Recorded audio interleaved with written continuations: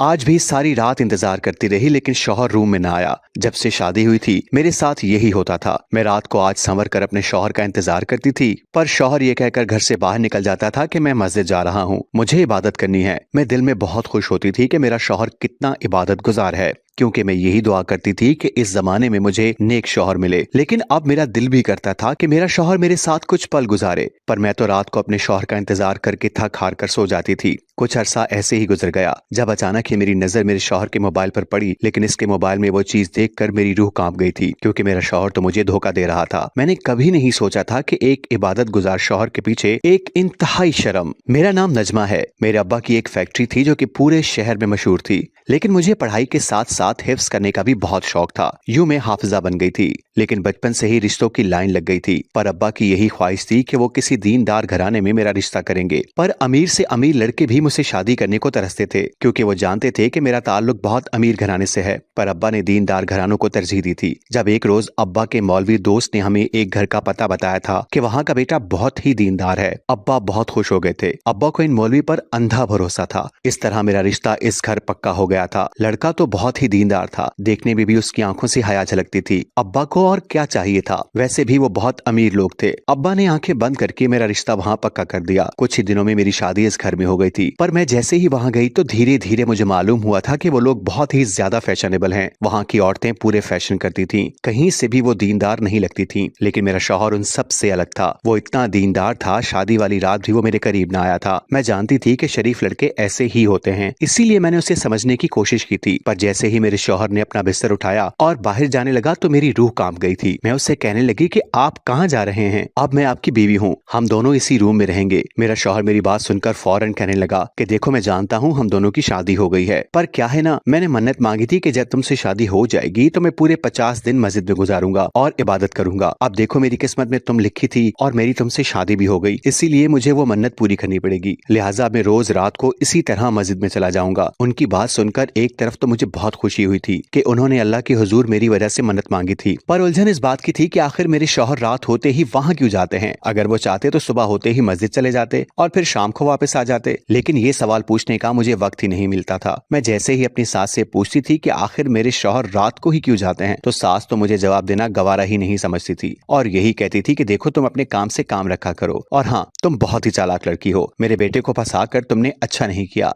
उनकी ये बातें सुनकर मैं हैरान हो गई थी, क्योंकि मैं जानती थी कि रिश्ता तो इन्हीं की तरफ से आया था। जैसे ही मेरी नंद की शादी हुई तो मेरी सास से कहना शुरू कर दिया कि देखो, हमारे यहाँ रिवाज है कि भाभी अपनी नंद को 2 तोला सोना डालती है। इसी बात पर मैंने फौरन कह दिया कि ठीक है, मैं अपने शौहर से बात करूंगी। लेकिन सास कहने लगी कि देखो, तुम्हारे शौहर के पास इतने पैसे नहीं है, ऐसा करो कि अपने अब्बा से बात करो, उनके लिए 2 तोला सोना देना आम सी बात है। मैं सोच में पड़ गई थी। मैंने अपने शौहर से भी कहा तो शौहर कहने लगे कि देखो, अगर अम्मा ऐसी बात कर रही हैं तो तुम उनकी बात मान लो, वरना ऐसे ही फजूल में लड़ाई झगड़े होंगे। अब मैं बहुत शर्मिंदा थी कि मैं अब्बा से कैसे बात करूं। मैंने तो आज तक उनसे अपने लिए भी कुछ नहीं मांगा था, लेकिन मेरी सास ने मेरे से मूड बनाना शुरू कर दिया था। इसीलिए मैंने फैसला कर लिया और अब्बा से 2 तोला सोना मांग लिया था। पहले तो उन्होंने कोई जवाब नहीं दिया था, वो बहुत परेशान हो गए, लेकिन फिर मुझे ही उन्होंने 3 लाख रुपए दे दिए थे। इस तरह मैंने अपनी नंद को सोना डाला था तो मेरी सास बेहद खुश हो गई थी। वो अपने मेहमानों को बताने लग गई थी कि देखो, मेरी बहू ने मेरी बेटी को इतना सोना डाला है। मैं जान गई थी कि मेरा ससुराल बहुत ही दिखावे वाला है, पर मैं क्या करती। मुझे इस बात की इतनी फिक्र नहीं थी जितनी मुझे इस बात की फिक्र सताई जाती थी कि मेरे शौहर मेरे साथ नहीं होते, वो मुझे वक्त नहीं देते थे। मैं जब भी बंद संवर कर इनके पास आती थी तो वो मुझसे मुंह फेर लेते थे।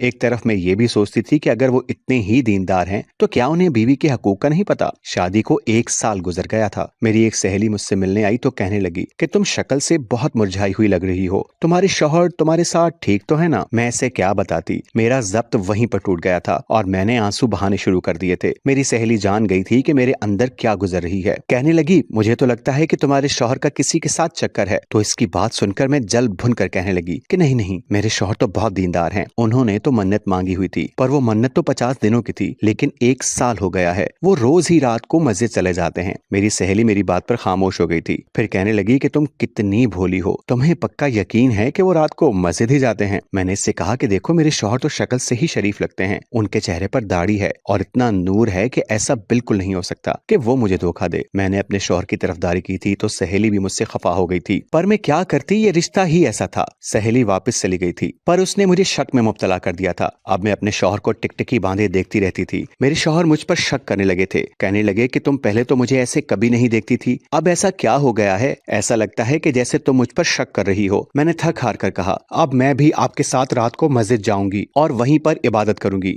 शौहर कहने लगे कि देखो, औरत मस्जिद में नहीं जाती, मैं तुम्हें वहां लेकर नहीं जा सकता वहां, क्योंकि मौलवी के साथ हम लोग दर्स देते हैं। तुम्हारा वहां पर क्या काम होगा? इस तरह मैं फिर से मजबूर हो गई थी। वो रात को फिर से चले गए। ऐसा लगता था जैसे ससुराल में मेरे साथ कोई भी ना हो। मैं अपनी सास से भी कोई बात नहीं कर सकती थी, अगर करती तो वो मुझसे मुंह फेर लेती थी। जबकि मेरा शौहर तो इतना ही इबादत गुजार था कि उसे मुझे वक्त देने का टाइम ही नहीं मिलता था। एक रोज अचानक ही जैसे मैं कमरे की सफाई कर रही थी तो मैंने अपने शौहर का बिस्तर झाड़ा, तो उस वक्त वो शायद वॉशरूम में थे, जब अचानक ही मेरी नजर उनके मोबाइल पर गई जिसकी स्क्रीन जगमगा रही थी। मैंने जैसे ही स्क्रीन को देखा तो अचानक ही मेरी रूह कांप गई थी, क्योंकि वहां पर किसी लड़की की तस्वीर थी। मुझे अपने शौहर के मोबाइल का पासवर्ड तो नहीं पता था, पर अब मैंने फैसला कर लिया था कि मैं उनके मोबाइल को देख कर ही रहूंगी। इस तरह एक रोज मुझे उनके मोबाइल का पासवर्ड पता चल ही गया, पर मैंने जैसे ही मोबाइल खोला तो अंदर एक लड़की के मैसेज देखकर मेरे होश उड़ गए थे। मुझे यकीन नहीं आ रहा था कि न जाने क्यों वो लड़की मेरे शौहर से माफी मांग रही थी। मेरे शौहर के सारे मैसेज डिलीट थे,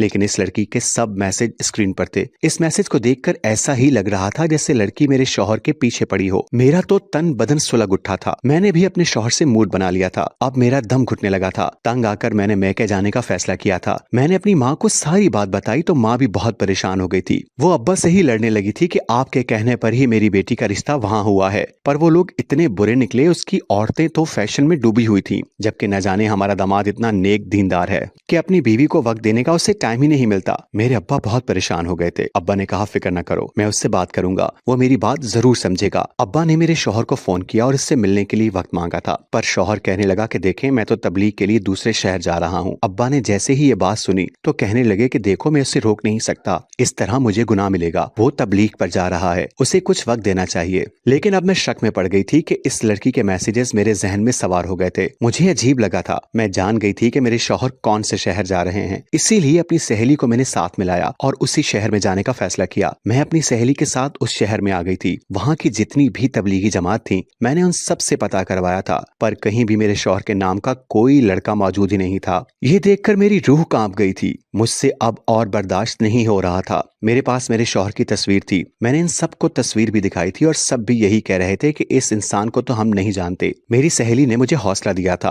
अब मुझे भी ऐसा लग रहा था जैसे मुझे कोई बहुत बड़ा धोखा मिलने वाला हो। मैंने अपनी सहेली को भी इसी लड़की का बता दिया था। सहेली कहने लगी कि देखा, मैंने तुमसे कहा था ना, पर तुमने इस लड़की का नंबर नोट कर लेना था। लेकिन मेरा दिमाग उस वक्त इतना नहीं चल रहा था कि मैं ये काम कर सकती। हम लोग थके हारे वापस अपने शहर आ गए थे। 3-4 दिन बाद जैसे ही शौहर वापस आए तो वो बहुत ही खुश थे, लेकिन मेरा मूड बना हुआ था। मैंने उनसे कोई बात नहीं की थी, पर शौहर तो उल्टा मुझ पर गुस्सा करने लगे कि तुम अपना हुलिया दुरुस्त करो, तुम क्यों मुझसे मूड बनाकर रखती हो। इस बात पर मैं फट पड़ी और उनसे कहने लगी कि आप कहाँ तबलीग के लिए गए थे। जब उन्होंने उस शहर का नाम लिया, जब मैंने उनसे कह दिया कि मैं भी उसी शहर में आपके पीछे गई थी और मैंने सारे तबलीगी जमातों से आपका पता किया था, पर वहां तो कोई भी आपको नहीं जानता था। यहाँ तक कि मैंने आपकी एक तस्वीर भी दिखाई, लेकिन किसी ने आपको पहचाना नहीं। सब ने आपको पहचानने से इनकार कर दिया। मेरे शौहर के तो चेहरे की हवाइयां उड़ गई थी, लेकिन वो अब उल्टा मुझ पर गुस्सा होने लगे कि तुम कितनी शक्की मिजाज औरत हो, तुमने मुझ पर शक किया है। तुम जानती हो दीन में शक की कोई गुंजाइश नहीं है। अगर तुम्हें मुझ पर इतना ही शक है तो तुम मुझे छोड़कर जा सकती हो। उनकी बातों पर मैं फूट फूट कर रोने लगी थी।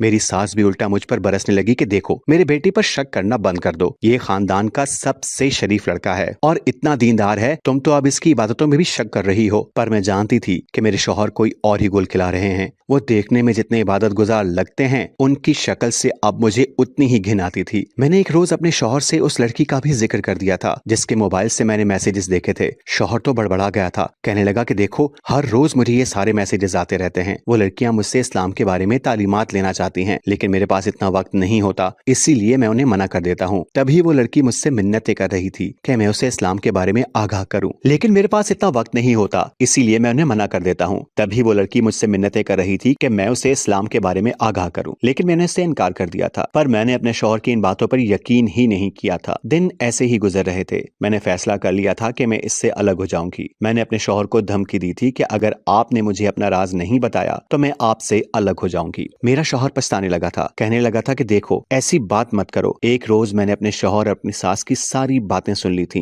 वो सुनकर तो मेरे पैरों तले जमीन ही निकल गई थी। मैं जान गई थी कि मेरी सास ने ही मेरे शौहर से कहकर हमारे घर रिश्ता भिजवाया था, क्योंकि मेरी सास जानती थी कि हम लोग बहुत ही अमीर हैं। इसी लालच की वजह से उन्होंने मेरी शादी अपने बेटे से कर दी थी, पर वो जानती थी कि हम लोग दीनदार घराने में रिश्ता करना चाहते हैं। इसी वजह से उसने जबरदस्ती मेरे शौहर को इतना नेक बनने का कहा था। ये सारी बातें सुनकर तो मेरे सर पर आसमान गिर गया था। मैं जान गई थी कि मेरा शौहर दिखने में जैसा है वैसा बिल्कुल भी नहीं है, बल्कि वो तो दीनदार बनने का ड्रामा रचा रहा है। एक रोज मैंने उसका पीछा किया था। वो अपनी गाड़ी पर कहीं जा रहा था। रास्ते में वो एक होटल में रुका। मैं अंदर तो ना जा सकी, लेकिन कुछ देर मैंने इसका इंतजार किया। पर वो जैसे ही बाहर आया तो उसे देखकर मेरी रूह कांप गई थी, क्योंकि वो बिल्कुल ही अलग दिख रहा था। मैं जान गई थी कि उसकी वो दाढ़ी भी नकली थी, जबकि वो सर पर जो टोपी पहनता था वो भी गायब थी। अब तो वो बिल्कुल ही एक आम सा लड़का लग रहा था। ये देखकर तो मेरी रूह फना हो गई थी कि मैं इतने दिनों से एक धोखे में जी रही थी। मेरी वो सहेली मेरे साथ ही थी, जो मुझसे कहने लगी कि देखो अब हमें वापस चले जाना चाहिए, अब तुम पर तो इस ढोंगी की सारी सच्चाई खुल गई है। लेकिन मैंने उससे कहा कि नहीं,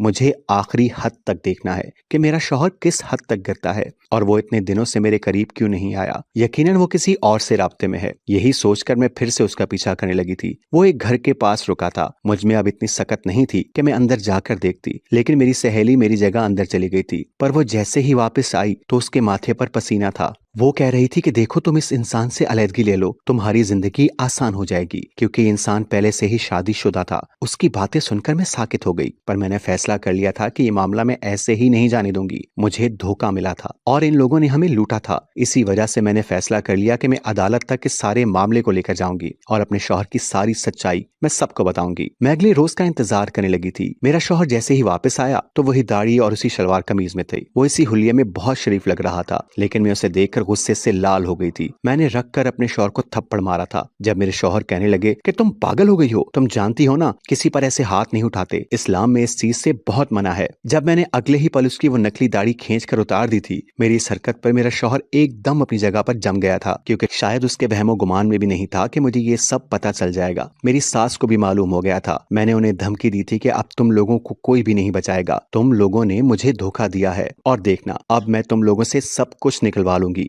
मेरी सास मेरे सामने आ गई थी। वो अपने हाथ जोड़ने लगी और मुझसे कहने लगी कि देखो मुझे माफ कर दो, मेरे बेटे की इसमें कोई गलती नहीं है। अगर मेरा बेटा ऐसा होता तो वो यकीनन तुमसे रिश्ता भी कायम करता, पर उसने ऐसा कुछ नहीं किया क्योंकि वो पहले से शादीशुदा था। सारी गलती मेरी है। मैंने अपने बेटे को धमकी दी थी कि अगर उसने ऐसा न किया तो मैं इसके बच्चे को मार दूंगी। ये सब सुनकर मेरी रूह फना हो गई थी। मुझे ये बात हजम नहीं हो रही थी कि मेरे शौहर का तो पहले से ही बच्चा था। मेरी सास कहने लगी कि ये सब कुछ मैंने लालच में किया था, हम लोग इतने खाते पीते नहीं थे। ये घर भी तुम्हारे शौहर की पहली बीवी का है, ये घर अब हमारा नहीं रहा। मुझे अभी भी इनकी बातों पर यकीन नहीं आ रहा था कि एक दादी अपने पोते की जान कैसे ले सकती है। मैं अपने मैके आ गई थी। मैंने खुला का नोटिस भी भिजवा दिया था। कुछ ही वक्त के बाद एक रोज मेरा शौहर मुझसे मिलने आया, मुझसे माफी मांगने लगा, कहने लगा कि मुझे माफ कर दो, मैं तुम में कोई दिलचस्पी नहीं रखता था, लेकिन अपनी अम्मा की खातिर मैंने ये सब कुछ किया। मैंने अपनी मोहब्बत की शादी की थी और मेरी अम्मा हमेशा से ही लालची थी। वो मेरी शादी से राजी नहीं थी क्योंकि मेरी बीवी मेरी पसंद की थी। मैं अपनी बीवी को बहुत टाइम देता था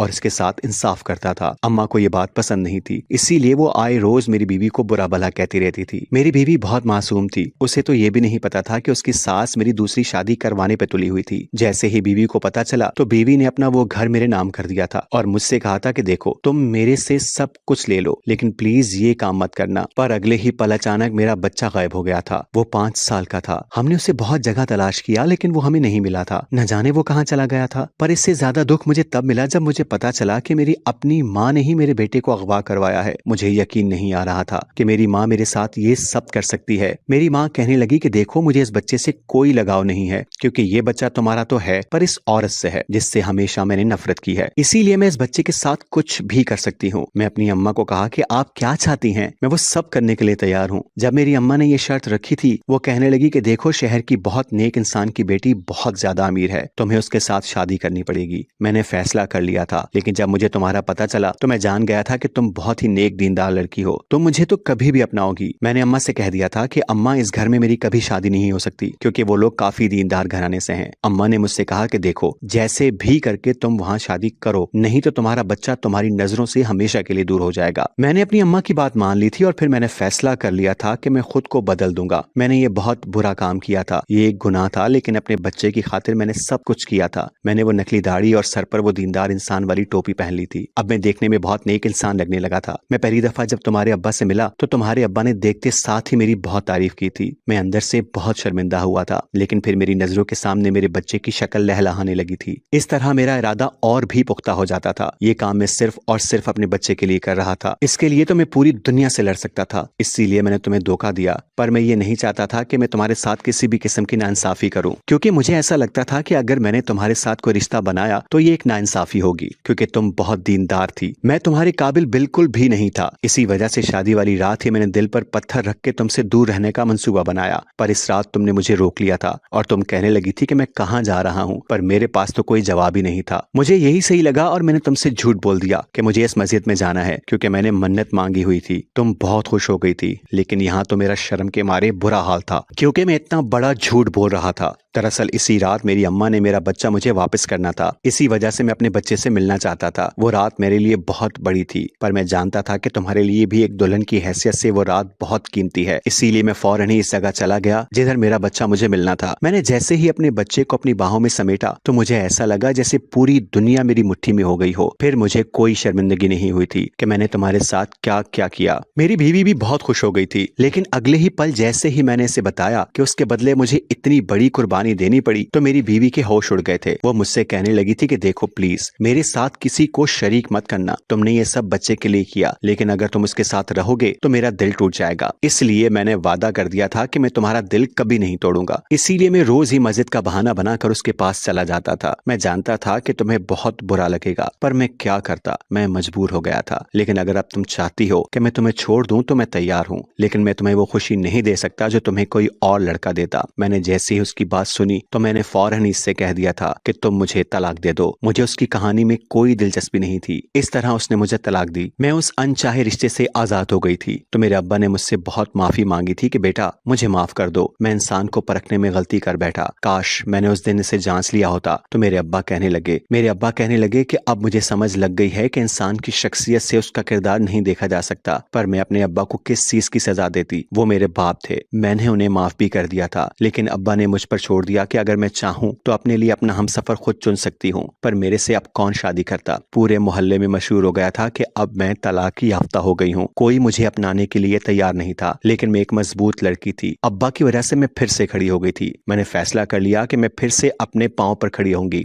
मैंने सबको दीन की दावत देना शुरू कर दी थी। अब काफी लोग मेरे पास आते थे और दीन की तालीम लेते थे। एक रोज अचानक ही मुझसे एक मुलाजिमा कहने लगी कि आपसे कोई मिलने आया है और आपसे दीनी तालीमात लेना चाहता है। मैंने इससे कहा कि अंदर भेजो। जैसे ही वो शख्स अंदर आया तो उसे देखकर मेरे होश उड़ गए थे। वो उसी हुलिये में था जिस तरह वो पहले रहने का ड्रामा कर रहा था, पर अब मैं जान गई थी कि ये उसका असली हुलिया था। वो दाढ़ी उसकी असली दाढ़ी थी। वो मुझसे कहने लगा कि आज मैं तुमसे कुछ मांगने नहीं आया, लेकिन बस मैं इतना चाहता हूँ कि तुम मुझे सीधी राह पर ले आओ। मैंने उसकी बात मान ली थी, लेकिन मुझे इस बात की फिक्र होती थी कि उसकी फैमिली किधर है, उसकी वो बीवी और उसका वो बच्चा कहाँ है। एक दिन अचानक ही मुझे पता चला कि उसकी बीवी ने उसे छोड़ दिया है और किसी और के लिए उसे धोखा दे दिया है। ये जानकर मैं काफी शिद्दतदर हो गई थी कि उसने अपनी बीवी से इतनी वफा निभाई और उसके लिए सबको छोड़ दिया। पर उसकी बीवी ने उसके साथ क्या किया। मैं जानती थी कि जिंदगी तो इसी चीज का नाम है। इंसान जिसके साथ वफा करता है, इंसान को बेवफाई भी उसी की तरफ से मिलती है। मुझे इस पर काफी तरस आता था, लेकिन मैंने उसे दीन की बहुत तालीम सिखाई थी। वो अपने बच्चे के लिए बहुत ज्यादा रोता था। मुझे बाद में पता चला था कि उसकी बीवी उसके बच्चे को भी साथ लेकर गई थी और उसकी माँ तो पहले से ही जहनी मरीजा थी। वो अब और भी पागल हो गई थी, लेकिन उसने अपनी माँ को बिल्कुल भी नहीं छोड़ा था। उसने अपने बेटे के साथ इतना बुरा किया था, लेकिन वो अपनी माँ का बहुत ही फर्माबरदार बेटा था।